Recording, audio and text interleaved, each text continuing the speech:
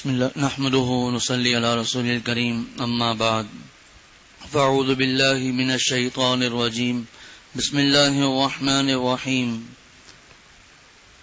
يا أيها الذين آمنوا اذكروا نعمة الله عليكم إذ هم قوم أن يبسطوا إليكم أيديهم فكف أيديهم عنكم واتقوا الله وعلى الله فليتوكل المؤمنون ولقد أخذ الله ميثاق بني إسرائيل وبعثنا منهم 12 نقيبا وقال الله إني معكم لئن أقمتم الصلاة وآتيتم الزكاة وآمنتم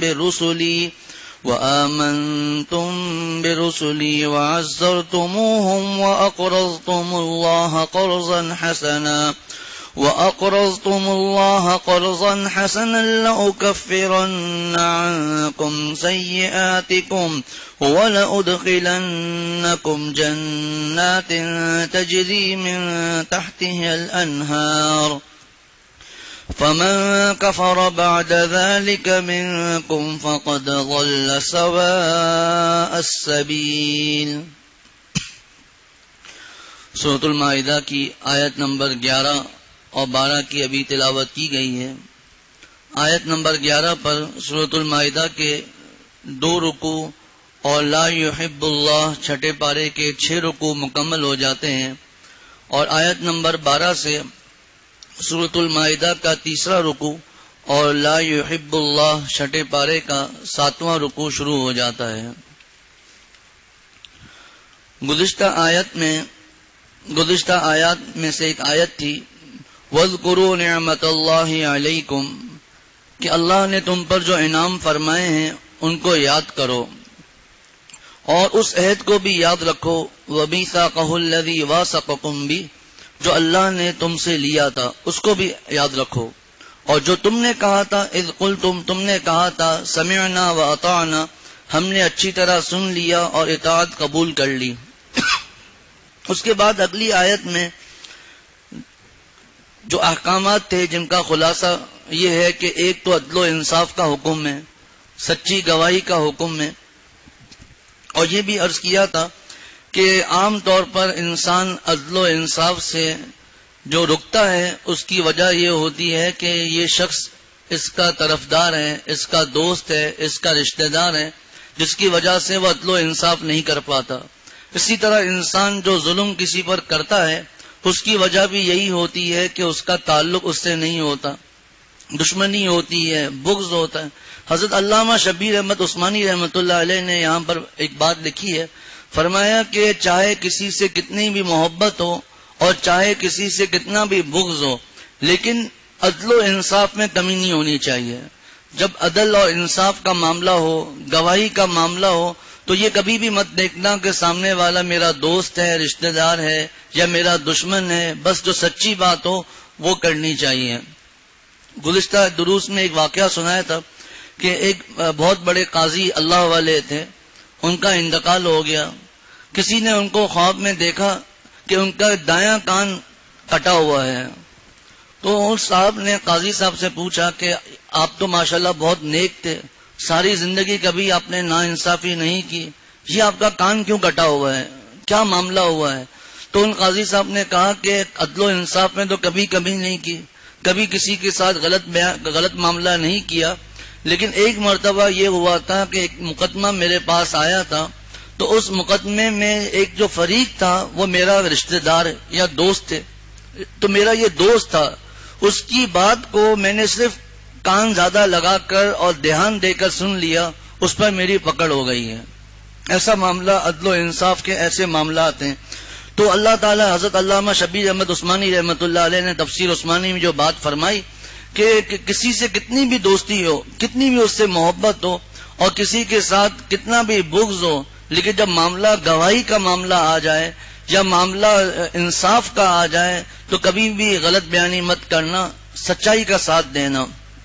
اس کی تفصیلات گزشتہ دروس میں گزر چکی، اور یہاں پر بھی جو آیت ہے وَلَا يَجْرِمَنَّكُمْ شَنَآنُ قَوْمٍ عَلَىٰ أَلَّا تَعْدِلُوا، کہ کسی قوم کی دشمنی تمہیں اس بات پر آمادہ نہ کرے کہ تم نا انصافی کرنے لگو.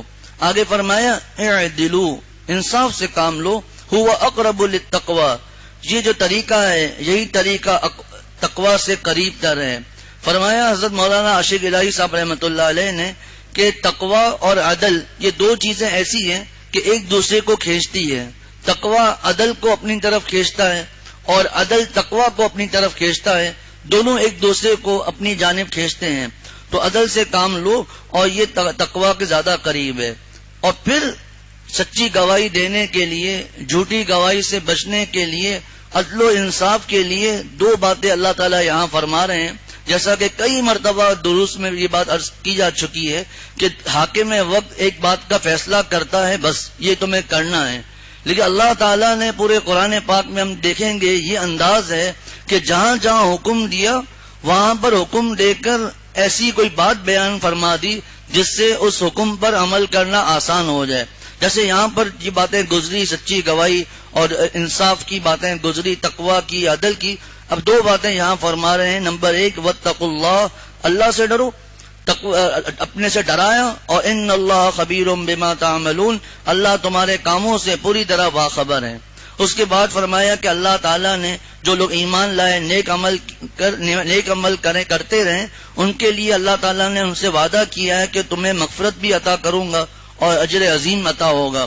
اور جو لوگ کفر اختیار کریں اور ہماری آیتوں کو جھٹلا دیں، ہمارے احکامات کو جھٹلا دیں، اولئک اصحاب الجحیم، ایسے لوگ دوزخ میں رہنے والے ہیں. تو گزشتہ آیات میں اللہ تعالیٰ کی نعمتوں کا تذکرہ کیا گیا کہ اللہ تعالیٰ کی نعمتوں کو یاد کرو.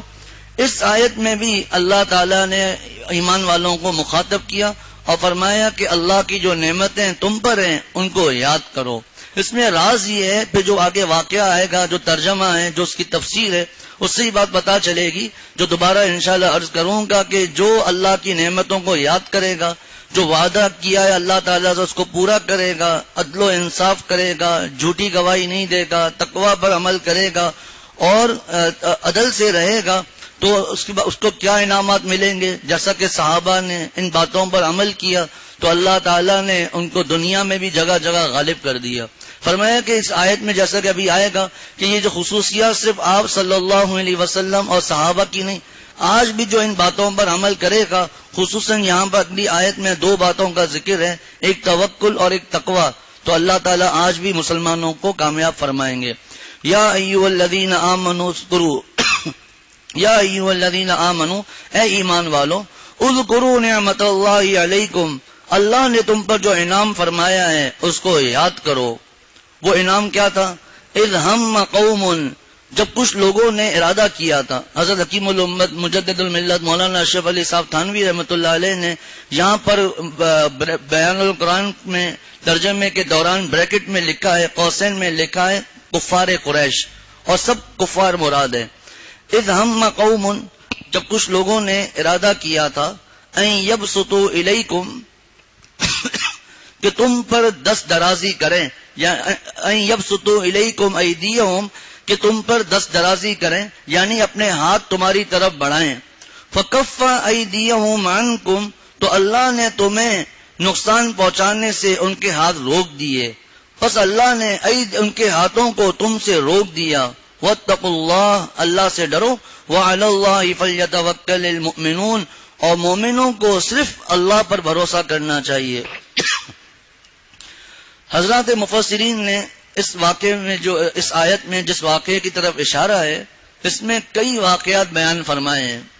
ان واقعات سے پہلے یہ عرض کر دوں، بہت سے لوگوں کو یہ باتیں پتہ ہیں کہ جب آپ صلی اللہ علیہ وسلم نے نبوت کا اعلان کیا، اس کے بعد سے لے کر آج تک یہ کفار ہر دور میں مسلمانوں کو ستانے کی کوشش کرتے رہے، ہر دور میں یہ کوشش کرتے رہے کہ اسلام کا نعوذ باللہ نام ہی مٹ جائے، اور اس کے لیے انہوں نے آپ صلی اللہ علیہ وسلم کو شہید کرنے کی بھی وقتاً فوقتاً کوشش کرتے ہی رہے، مسلسل ان کوششوں میں لگے رہے. لیکن تقوی کی وجہ سے، نیکی کی وجہ سے اللہ تعالیٰ کی مدد آپ صلی اللہ علیہ وسلم اور صحابہ کے ساتھ تھی. گو کے درمیان میں غزوہ احد میں شہادتیں بھی ہوئیں، دوسرے غزوات میں بھی کچھ پریشانیاں بھی آئیں، وہ اس کے منافی نہیں. لیکن اس طرح جو آج کے حالات ہیں، جس طرح مسلمان بالکل پٹ رہے ہیں ہر جگہ پر، ایسے حالات اس وقت نہیں تھے. آپ صلی اللہ علیہ وسلم کے دور میں بھی، پھر صحابہ کے دور میں بھی ایسے حالات نہیں تھے. ایسے حالات کی وجہ صرف یہ ہے، اس آیت میں جو مضمون ہے، تقوی اور اللہ تعالیٰ پر توکل نہ ہونا. تو یہ کفار مختلف موقعوں پر مختلف کوششیں کرتے رہتے تھے، جن میں سے 2-3 واقعات ابھی عرض کروں گا. ایک غزوے کے موقع پر اس واقعے کی تفصیل گزشتہ دروس میں گزر چکی ہے. ایک غزوے کے موقع پر آپ صلی اللہ علیہ وسلم نے صحابہ کو ظہر کی نماز پڑھائی. جب ظہر کی نماز ہو چکی تو کفار مکہ تھے بڑے پریشان ہوئے. کہا ہم سے تو ایک بہترین موقع ضائع ہو گیا. ارے یہ لوگ نماز میں مشغول تھے، ہم ان کے اوپر حملہ کر دیتے، کئی لوگوں کو ہم نعوذ باللہ شہید کر دیتے. اب ایسا کریں گے، جب عصر کا موقع ان کا آئے گا تب یہ نماز پڑھیں گے، ہم ان پر حملہ کر دیں گے. وہی ان لوگوں نے کوشش کی تمہیں پر ہاتھ بڑھانے کی، اللہ نے تمہاری حفاظت کی. تو ان لوگوں نے یہ ترتیب بنا دی آپس میں. وہاں پر اللہ تعالیٰ نے آپ صلی اللہ علیہ وسلم پر وحی نازل کی اور فرمایا کہ عصر کی نماز ایک ساتھ مت پڑھیں، الگ الگ نماز پڑھیں، جس کی تفصیلات گزشتہ دروس میں گزر چکی کہ آپ صلی اللہ علیہ وسلم نے پہلے ایک لشکر کو نماز پڑھائی، اس کے بعد دوسرے لشکر کو نماز پڑھائی. ابھی اس کی تفصیلات کا موقع نہیں ہے. یہ معاملہ دیکھ کر وہ کچھ کر نہیں سکے. ایک واقعہ یہ. دوسرا واقعہ بھی بہت مشہور واقعہ ہے کہ ایک غزوے کے موقع پر کہیں سے واپسی ہو رہی تھی. آپ صلی اللہ علیہ وسلم اور صحابہ نے ایک جگہ پڑاؤ ڈالا. صحابہ اپنے اپنی جگہوں پر آرام کے لیے لیٹ گئے. آپ صلی اللہ علیہ وسلم بھی ایک درخت کے نیچے آرام فرما رہے تھے. اتنے میں ایک بدو دیہاتی عربی جسے کہا جاتا ہے وہ آیا اور آپ صلی اللہ علیہ وسلم کی تلوار نیام سے نکالی. حضور صلی اللہ علیہ وسلم بیدار ہو گئے. اس نے آپ صلی اللہ علیہ وسلم پر تلوار اٹھا کر کہنے لگا کہ من یمنعک منی، اے محمد، ہم کہیں گے صلی اللہ علیہ وسلم، آپ کو مجھ سے کون بچائے گا؟ حضور صلی اللہ علیہ وسلم نے فرمایا اللہ. پھر اس نے یہی سوال کیا. پھر آپ صلی اللہ علیہ وسلم نے فرمایا اللہ. بعض جگہوں پر لکھا ہے 2 دفعہ یہ معاملہ ہوا، بعض جگہوں پر لکھا ہے 3 دفعہ یہ معاملہ جب ہوا تو اس بدو کے دل میں آپ صلی اللہ علیہ وسلم کا رعب طاری ہو گیا. اس نے تلوار، ایک روایت کے مطابق تلوار نیام میں واپس ڈال دی، ایک روایت کے مطابق تلوار اس کے ہاتھ سے گر گئی. آپ صلی اللہ علیہ وسلم نے وہ تلوار اٹھائی. کہا اب بتاؤ تمہیں مجھ سے کون بچائے گا؟ حضرت مولانا ادریس کاندلوی صاحب رحمۃ اللہ علیہ نے تفسیر معرف القرآن میں لکھا ہے کہ جب تیسری دفعہ ایسا معاملہ ہوا تو حضرت جبرائیل علیہ السلام نے اس بدو کے سینے پر مکہ مارا، جس کی وجہ سے اس پر رعب طاری ہوا، تلوار اس کے ہاتھ سے گر گئی. تیسرا واقعہ یہ بھی بہت سے واقعات ہیں، ہر موقع پر اللہ تعالیٰ نے حفاظت فرمائی. کعب بن اشرف یہودیوں کا سردار تھا. اس نے ایک موقع پر آپ صلی اللہ علیہ وسلم کی دعوت کی اور ترتیب یہ تھی کہ حضور صلی اللہ علیہ وسلم تشریف لائیں گے، ہم ان کو شہید کر دیں گے. وہی آ گئی، آپ صلی اللہ علیہ وسلم نہیں گئے. بنو نذیر نے ایک یہودیوں کا ایک قبیلہ تھا، انہوں نے آپ صلی اللہ علیہ وسلم کو بلایا. آپ صلی اللہ علیہ وسلم ان کے پاس گئے. ایک دیوار کے نیچے انہوں نے آپ صلی اللہ علیہ وسلم کو بیٹھایا اور آپس میں پہلے سے مشورہ ہو چکا تھا کہ ہم باتیں کرتے رہیں گے اور فلاں یہودی اوپر سے چٹان گرائے گا آپ صلی اللہ علیہ وسلم پر اور وہ شہید ہو جائیں گے. تو باتیں ہو رہی تھی، اللہ تعالیٰ نے وحی بھیجی، آپ صلی اللہ علیہ وسلم وہاں سے تشریف لے گئے. تو ایسے اور بھی بہت سے واقعات ہیں. حضرت مفتی شفیع صاحب رحمۃ اللہ علیہ نے فرمایا کہ یہ معاملات آپ صلی اللہ علیہ وسلم اور صحابہ کے ساتھ خاص نہیں ہیں. ہر دور میں اگر اس پر عمل ہوگا تو ان باتوں پر عمل ہوگا، اللہ تعالیٰ کی مدد آئے گی. پھر حضرت نے ایک شعر لکھا ہے کہ فضائے بدر پیدا کر فرشتے تیری نصرت کو. فضائے بدر کیا ہے؟ یہی اللہ تعالیٰ کو راضی کرنا. فضائے بدر پیدا کر فرشتے تیری نصرت کو، اتر سکتے ہیں گردوں سے کتار اندر کتار اب بھی. کہ جس طرح اس موقع پر فرشتے اترے تھے اور آ کر مدد کی تھی. اگر ہم آج بھی یہ فضائے بدر پیدا کر لیں تو آج بھی اللہ تعالیٰ کی مدد آئے گی انشاءاللہ تعالیٰ. جن کفاروں کا یہ حال ہے کہ ہم لوگ ان کفاروں سے محبت کرتے ہیں اور یہ ذہن میں رکھا ہوا ہے یہ کفار ہماری مدد کریں گے. اللہ تعالیٰ نے ان یہودیوں کا، ان کفاروں کا، ان کے جو مکر ہیں یہ قرآن پاک میں جگہ جگہ بیان فرما دیے. وَلَن تَرْضَىٰ عَنْكَ الْيَهُودُ وَلَا النَّصَارَىٰ حَتَّىٰ تَتَّبِعَ مِلَّتَهُمْ. یہ یہود اور نصارہ ہرگز تم سے راضی نہیں ہوں گے یہاں تک کہ تم ان کے دین پر عمل کرنے والے نہ بن جاؤ. چاہے کوئی کفرستان میں سے کوئی ملک کتنے بھی دوستی کے وعدے کرے، برسوں سے اس کی دوستی ہو، لیکن ضرور بے ضرور ایک دن یہ ہمیں دھوکہ ضرور دیں گے، کیونکہ ساری دنیا کے جھوٹے وعدے غلط ہو سکتے ہیں، قرآن پاک کا وعدہ غلط نہیں ہو سکتا. اب قرآن پاک کے سورہ آل عمران کی ایک آیت ہے، یا ایھا الذین آمنوا لا تتخذوا بطانۃ من دونکم لا یألونکم خبالا. اے ایمان والوں، اپنے مسلمانوں کو چھوڑ کر کافروں کو اپنا رازدار مت بناؤ. ابھی تفصیل کا موقع نہیں. بتانا، رازدار، ساتھی، جس طرح کپڑا ہوتا ہے نا اس کے اندر کے حصے کو بتانا کہتے ہیں. ایسا ساتھی مت بناؤ ان کو. لا یألونکم خبالا، یہ تمہاری بدخواہی میں کوئی کسر نہیں اٹھائیں گے. سنیے، اچھی ترجمہ عرض کر رہا ہوں، تفصیل نہیں، تفصیل گزر چکی. سورہ آل عمران آیت نمبر 118. ودوا ما عنتم، ان کی دلی خواہش ہے کہ تم تکلیف اٹھاؤ. قد بدت البغضاء من افواہہم، بغض ان کے منہ سے ظاہر ہو چکا ہے. وما تخفی صدورہم اکبر، جو دلوں میں ان کے تمہارے لیے بغض ہے وہ تو بہت زیادہ ہے. آگے فرمایا، ہاں انتم اولائی تحبونہم، ہاں تم ایسے لوگوں سے محبت رکھتے ہو. ولا یحبونکم، وہ تم سے محبت نہیں کرتے. آگے فرماتے ہیں، وَإِذَا لَقُوكُمْ قَالُوا آمَنَّا، اور یہ لوگ جو تم سے ملتے ہیں کہتے ہیں ہم ایمان لے آئے، ہم تمہارے ساتھی ہیں. وَإِذَا خَلَوْا عَرْضُوا عَلَيْكُمُ الْأَنَامِلَ مِنَ الْغَيْظِ، اور جب تنہائی میں جاتے ہیں تو تمہارے خلاف مارے غصے کے اپنی انگلیوں کو کاٹ کھاتے ہیں. فرمایا، قُلْ مُوتُوا بِغَيْظِكُمْ، آپ فرما دیجیے اپنے غصے میں خود مرے رہو. اسلام کو اللہ تعالیٰ ضرور شان و شوکت عطا فرمائیں گے. آگے فرماتے ہیں، ان تمسسکم حسنۃ، ان کا حال کیا ہے ان کافروں کا؟ ان تمسسکم حسنۃ تسؤہم، اگر تمہیں کوئی بھلائی مل جائے، کوئی فتح مل جائے، کوئی مال غنیمت مل جائے تو ان کو برا لگتا ہے. وَإِن تُصِبْكُمْ سَیِّئَةٌ یفرحوا بِہا، اور اگر تمہیں کوئی ناگوار حالت پہنچ جائے تو یہ خوش ہوتے ہیں. وَإِن تَصْبِرُوا، اب دیکھیے وہاں کیا تھا؟ تقوی اور توکل. یہاں پر وَإِن تَصْبِرُوا، اب ان کے کفاروں کی چالیں، ان کا ستانا، ہم سے کیا تعلق سب بتا کر، وَإِن تَصْبِرُوا، اگر تم صبر کرو، وَتَتَّقُوا، اور تقوی سے کام لو، لا يضركم كيدهم شيئا، تو ان کی چالیں تمہیں تھوڑا سا بھی نقصان نہیں پہنچا سکتی. تو تین چیزیں ہوں گئی. نمبر 1 تقوی، جو اس آج کی آیت میں بھی ہے، سورہ آل عمران میں بھی ہے. نمبر 2 صبر. نمبر 3 توکل. یہ تین چیزیں اگر ہو جائیں تو ان کا کوئی مکر تمہیں نقصان نہیں پہنچا سکتے. تو اور آج ان تین چیزوں کی ہی کمی ہے.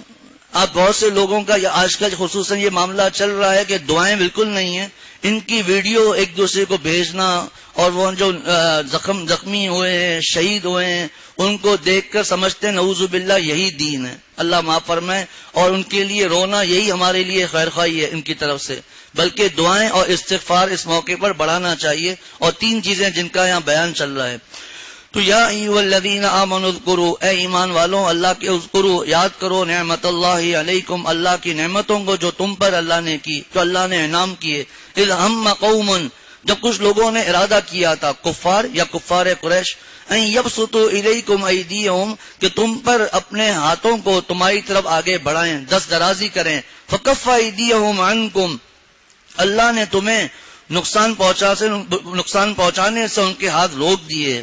فکفا، اللہ نے روک دیا، ایدیہم، ان کے ہاتھوں کو، عنکم، تجھ سے، تم لوگوں سے. واتقوا اللہ، اللہ سے ڈرو.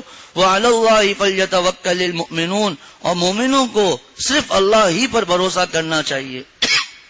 جس طرح گزشتہ آیات میں تذکرہ تھا اللہ کی نعمتوں کا، اور اللہ تعالیٰ نے تم سے پختہ عہد لیا تھا، میثاق جسے کہا گیا. سورہ مائدہ کے شروع میں بھی آیا اوفو بالعقود، کہ اپنے معاہدوں کو پورا کرو. تو اس کے علاوہ اور بھی 2 آیتیں آئیں، ان تمام میں نیکی پر چلنے کا اور معاہدے کو پورا کرنے کا، جس کو میثاق، وعدہ سب کہا جاتا ہے، تو فرمایا اب اس آیت میں اللہ تعالیٰ فرما رہے ہیں یہ جو ہم نے عہد لیا ہے صرف تم سے نہیں لیا ہے، تم سے پہلے جو قومیں گزری ہیں بنی اسرائیل سے بھی ہم نے عہد لیا ہے۔ بہت عرصے کے بعد بنی اسرائیل کا لفظ آیا ہے تو اس کی تھوڑی وضاحت کر دوں کہ حضرت یعقوب علیہ السلام کا نام یعقوب علیہ السلام یا حضرت یعقوب نام تھا، اور ایک ان کا لقب تھا اسرائیل، تو بنی اسرائیل کا مطلب ہے حضرت یعقوب علیہ السلام کی اولاد۔ اور جتنے انبیاء علیہ الصلوۃ والسلام گزرے ہیں تقریباً تمام کے تمام انبیاء یہ بنی اسرائیل میں ہی آئے ہیں، تمام کے تمام انبیاء بنی اسرائیل میں آئے ہیں۔ تو یہ جو ہم نے اللہ تعالیٰ فرماتے ہم نے جو عہد لیا ہے صرف تم سے عہد نہیں لیا بلکہ بنی اسرائیل سے بھی عہد لیا تھا۔ بنی اسرائیل کون تھے؟ حضرت موسیٰ علیہ السلام کی قوم۔ پہلے بھی عرض کیا ہے کہ حضرت موسیٰ علیہ السلام کے زمانے میں جو ان کے پیروکار تھے ان کو یہودی کہا جاتا تھا۔ یہ حضرت یعقوب علیہ السلام کے ایک بیٹا یہودا ان کے اولاد میں سے تھے، تو یہ کوئی اس زمانے میں کوئی دین یہی تھا۔ آج کے دور میں یہودی کافروں کو کہا جاتا ہے، اور یہ ایسی قوم ہے جس نے ہر دور میں اپنے انبیاء علیہ الصلوۃ والسلام کو شہید کیا، حتیٰ کہ ایک وقت میں 300 انبیاء علیہ الصلوۃ والسلام کو انہوں نے شہید کیا ان یہودیوں نے۔ اور جب لوگ ان کو منع کرنے کے لیے اٹھے، تیسرے پارے میں مضمون گزر چکا، تو ان جو یأمرون بالقسط ان کو بھی مارنا شروع کر دیا۔ یہ ایسی قوم ہے یہودیوں کی، یہ اپنے نہیں ہیں تو ہمارے کیسے ہو سکتے ہیں، اپنے انبیاء کے نہیں ہیں ہمارے کیسے ہو سکتے ہیں، یہ یہود ایسی قوم ہے۔ تو حضرت موسیٰ علیہ الصلوۃ والسلام کے زمانے میں یہود ہی اصل دین والے تھے، ان پر ایمان لانے والے تھے۔ پھر اس کے بعد جب حضرت عیسیٰ علیہ السلام آئے تو اس وقت نصارہ تھے، جن کو عیسائی کہا جاتا ہے، نصارہ حضرت کی مدد کرنے والے۔ قال من انصاری الی اللہ قال الحواریون نحن انصار اللہ، یہی وہ مذہب تھا اصل۔ اور جب آپ صلی اللہ علیہ وسلم آئے تو اب یہ مذہب اسلام ہے، ان الدین عند اللہ الاسلام۔ تو اور پھر ابھی تفصیلات گزشتہ ظاہری بات ہے ہر درس کی بات آج کریں گے تو بہت دیر ہو جائے گی۔ اور بعض لوگ کہتے ہیں کہ یہ کب آئے گا، آخر مرنے کے بعد یہ چیزیں تم بتاؤ گے؟ تو بھائی جب ہر چیز آج ہی بیان کر دی تو اس وقت میں کیا بچے گا؟ ان کی ایک آیت میں کتنی دیر لگ جائے گی۔ جس آیت میں مفسرین نے جو باتیں بیان فرمائی ہیں، اگر جتنی قرآن پاک کی آیتیں آئی ہیں سب کو ایک دن میں کیسے کیا جا سکتا ہے؟ تو یہ باتیں تو گزر چکی گزشتہ درس میں۔ تو پھر سب پتا تھا، حضرت عیسیٰ علیہ السلام نے بھی پیشن گوئی فرمائی تھی، حضرت موسیٰ علیہ السلام نے بھی بتایا تھا کہ حضور صلی اللہ علیہ وسلم کی نشانیاں وغیرہ۔ تو اللہ تعالیٰ ارشاد فرماتے ہیں کہ اچھا یہ معاملہ کب ہوا، یہ عہد بنی اسرائیل سے کب لیا گیا؟ حضرت حکیم الامت مجدد الملت مولانا اشرف علی صاحب تھانوی رحمۃ اللہ علیہ نے لکھا ہے غالباً بیان القرآن میں یا کسی اور تفسیر میں کہ جب فرعون ہلاک ہو گیا اس کے بعد اللہ تعالیٰ نے ان سے یہ عہد لیا تھا، توریت نازل ہوئی، اس کے بعد یہ عہد ان بنی اسرائیل سے لیا گیا۔ فرمایا اللہ تعالیٰ نے وَلَقَدْ أَخَذَ اللَّهُ مِيثَاقَ بَنِي إِسْرَائِيلَ، تو یہ میثاق جو لیا گیا صرف تمہارے ساتھ نہیں، تم سے پہلی جو قومیں ہیں ان سے بھی یہ پختہ عہد لیا گیا۔ وَلَقَدْ أَخَذَ اللَّهُ مِيثَاقَ بَنِي إِسْرَائِيلَ، پہلے آیت کا ترجمہ عرض کر دوں، یقیناً أَخَذَ اللَّهُ مِيثَاقَ بَنِي إِسْرَائِيلَ، اللہ نے بنی اسرائیل سے عہد لیا تھا۔ وَبَعَثْنَا مِنْهُمُ اثْنَيْ عَشَرَ نَقِيبًا، اور ہم نے ان میں سے 12 نگران مقرر کیے تھے۔ وقال اللہ، اور اللہ نے فرمایا تھا انی معکم، میں تمہارے ساتھ ہوں۔ لئن اقمتم الصلاۃ، اگر تم نے نماز کو قائم کیا، وآتیتم الزکاۃ، اور زکات ادا کی، وآمنتم برسلی، اور میرے رسولوں پر ایمان لے آئے، وعزرتموہم، اور عزت سے ان کا ساتھ دیا، اور ایک ترجمہ یہ ہے کہ ان کی مدد کی، وَأَقْرَضْتُمُ اللَّهَ قَرْضًا حَسَنًا، اور اللہ کو اچھا قرض دیا۔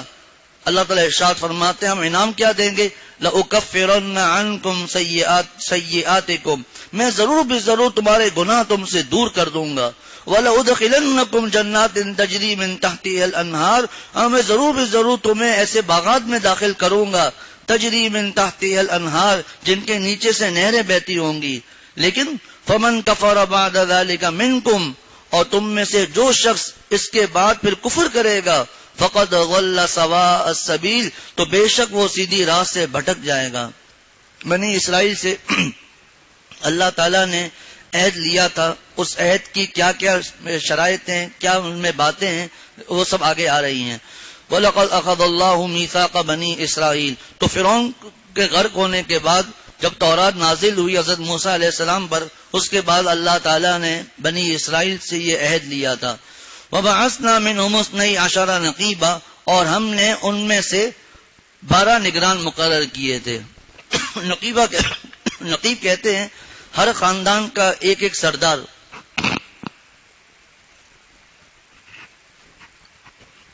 12 ان کے بنی اسرائیل کے خاندان تھے، ان ہر خاندان میں سے ایک ایک سردار کو لیا گیا، جس کی ذمہ داری یہ تھی کہ تم ان کو اللہ تعالیٰ کے احکامات پر عمل کرواؤ گے اور جن باتوں سے اللہ نے منع کیا ہے اس سے بچاؤ گے۔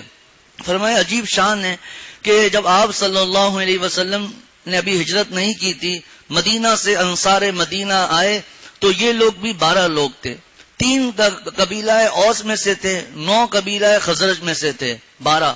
اور حضور صلی اللہ علیہ وسلم کی ایک روایت لکھی ہے حضرت مفتی شفیع صاحب رحمۃ اللہ علیہ نے، حضرت مفتی ادریس کاندلوی صاحب رحمۃ اللہ علیہ نے، کہ آپ صلی اللہ علیہ وسلم نے فرمایا کہ 12 امام میرے بعد آئیں گے، 12 امام میرے بعد آئیں گے، اور ان کے زمانے میں خوب شان و شوکت ہوگی، عدل و انصاف ہوگا۔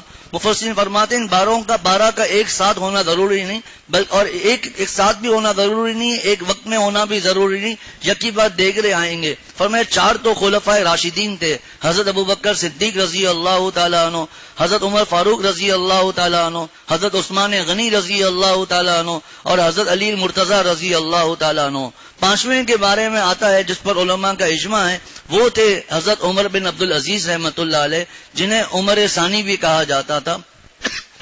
حضرت عمر رضی اللہ تعالیٰ عنہ کے بیٹی کے خاندان میں سے تھے، اور یہ حضرت عمر بن عبدالعزیز رحمۃ اللہ علیہ کے بارے میں ایک بات ذہن میں بھی آ رہی ہے کہ وہ جو مشہور واقعہ ہے کہ ایک مرتبہ حضرت عمر رضی اللہ تعالیٰ عنہ گشت کر رہے تھے، تو ایک گھر میں سے آواز آئی، ماں کہہ رہی تھی کہ بیٹی کو کہہ رہی ہے کہ دودھ میں پانی ملا دو۔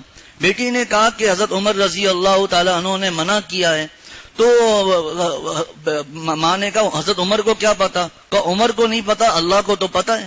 حضرت عمر رضی اللہ تعالیٰ عنہ نے وہ گھر کو اپنے ذہن میں اس کی نشانی رکھ لی، گھر آئے اور صبح کو اپنے بیٹے سے بات کر کے اس بیٹی کے لیے پیغام دلایا۔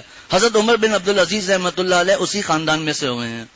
خیر عجیب و غریب داستان ہے ان کی، ابھی اس کا موقع نہیں، ظاہر سی بات ہے، حضرت عمر بن عبدالعزیز رحمۃ اللہ علیہ۔ اور 6 کے بارے میں آتا ہے وہ حضرت امام مہدی علیہ السلام ہوں گے، حضرت امام مہدی علیہ السلام، اور بقیہ کے لیے کچھ لکھا ہوا نہیں ہے وہ کون ہے، ہو سکتا ہے گزر گئے ہوں، ہمیں اس بارے میں نہیں پتا۔ حضرت امام مہدی علیہ السلام، اور پھر گزشتہ دروس میں یہ بھی گزرا کہ حضرت امام مہدی علیہ السلام کی باتیں میں گزری، ان کی نشانیاں بھی گزری، ان کا نام کیا ہوگا یہ بھی گزرا۔ مرزا غلام احمد قادیانی اپنے آپ کو کیا حضرت عیسیٰ کہتا تھا کہ میں وہی عیسیٰ موعود ہوں، اس کے بارے میں باتیں گزری۔ پھر دجال کے بارے میں باتیں گزری، قیامت کی جو علامات ہیں، یاجوج ماجوج کا فتنہ ہے، یہ تمام فتنوں کے بارے میں بات ہوئی تھی۔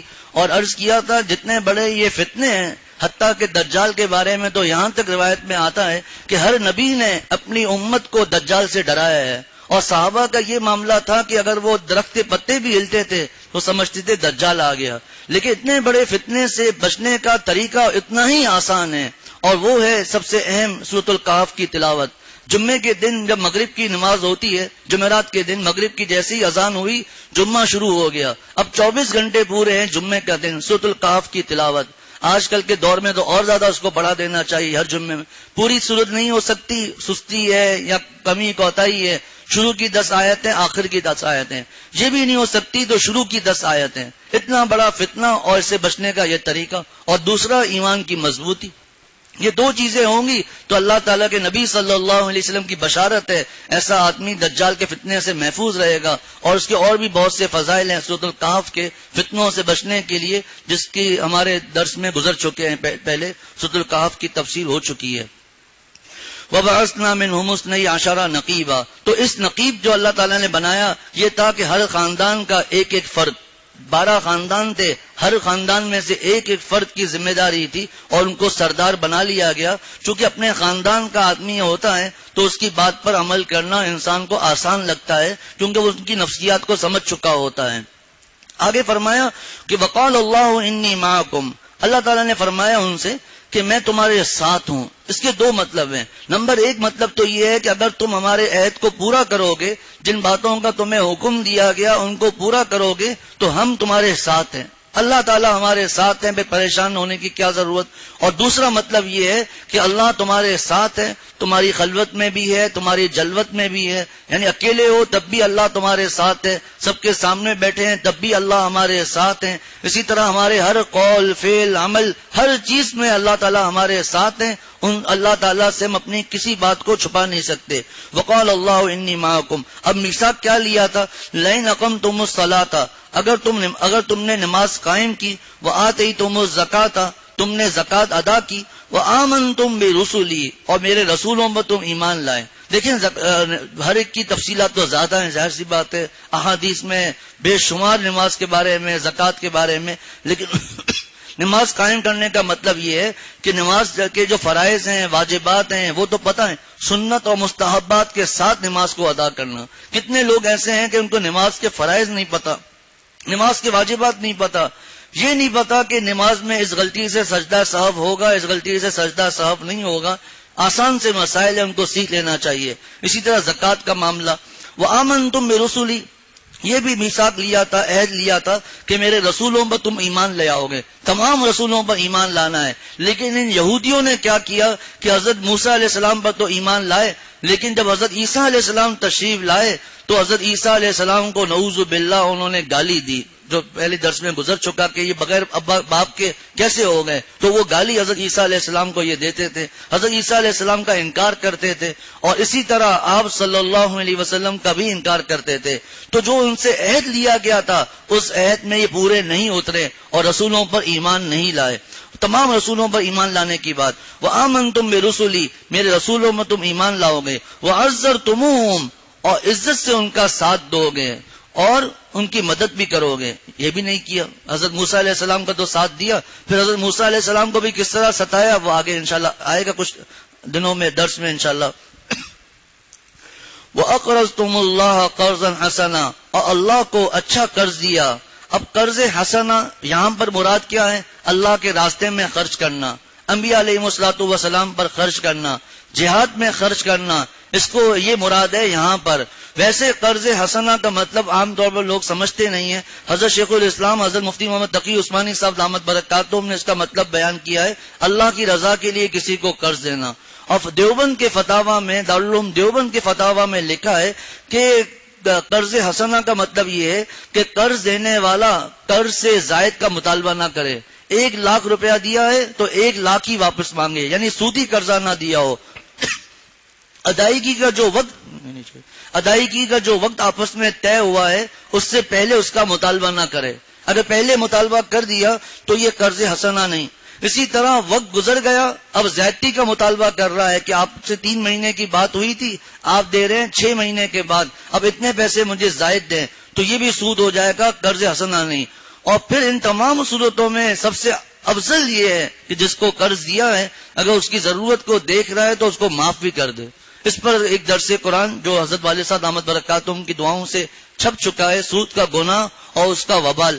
اس میں فضائل لکھے ہوئے ہیں. کوئی کسی کو قرض دیتا ہے پھر اس کو مہلت دے کتنا ثواب ہے، بالکل ہی معاف کر دے تو کتنا ثواب ہے. تو قرض حسنہ کا مطلب عام طور پر لوگ سمجھتے نہیں ہیں کہ بس یہ قرض ہے، یہ اس کا مطلب ہے، ایسا نہیں. بلکہ قرض حسنہ کا مطلب یہ ہے کہ قرض اللہ کی رضا کے لیے قرض دے دیا. اور یہاں مراد قرض حسنہ کا مطلب مراد یہ ہے کہ اللہ کے راستے میں خرچ کرنا. اب سوال یہ ہوتا ہے کہ اللہ کے راستے میں خرچ کرنا، اس کو قرض سے کیوں تعبیر کیا؟ اللہ تعالیٰ یوں بھی تو فرما سکتے تھے کہ اللہ کے راستے میں پیسے دینا، قرض سے کیوں تعبیر کیا؟ فرمایا اس کی وجہ یہ ہے کہ عام طور پر جب آدمی کسی کو قرض دیتا ہے تو جس کو قرض دیا ہے وہ اس کو واپس بھی کر دیتا ہے.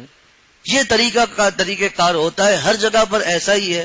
یہاں مطلب یہ ہے کہ جب ہم اللہ کے راستے میں خرچ کریں گے تو اللہ تعالیٰ جو آخرت میں دیں گے، دنیا میں بھی اللہ تعالیٰ عطا فرمائیں گے انشاءاللہ تعالیٰ. اس لیے اس کو قرض سے تعبیر کیا. تو یہ ان سے اللہ تعالیٰ نے یہ ان سے عہد لیے تھے، اگر تم نماز قائم کرو گے، پھر زکوٰۃ، ایمان لانا، قرض حسنہ دینا، انعام کیا ملے گا؟ لَأُكَفِّرَنَّ عَنْكُمْ سَيِّئَاتِكُمْ، میں ضرور بالضرور تمہارے گناہ تم سے دور کر دوں گا، وَلَأُدْخِلَنَّكُمْ جَنَّاتٍ تَجْرِي مِن تَحْتِهَا الْأَنْهَارُ، اور میں تمہیں ایسے باغات میں داخل کروں گا تجری من تحتها الانہار، جس کے نیچے نہریں بہتی ہوں گی۔ فمن کفر بعد ذلك منکم، جو شخص اس عہد و پیمان کے بعد کفر اختیار کرے گا تم میں سے، فقد ضل سواء السبیل، بے شک غل سواء السبیل، سیدھی راہ سے بھٹک جائے گا۔ اللہ تعالیٰ ہم سب کی حفاظت فرمائے۔ وآخر دعوانا ان الحمد للہ رب العالمین، وصلی اللہ تعالی علی خیر خلقہ۔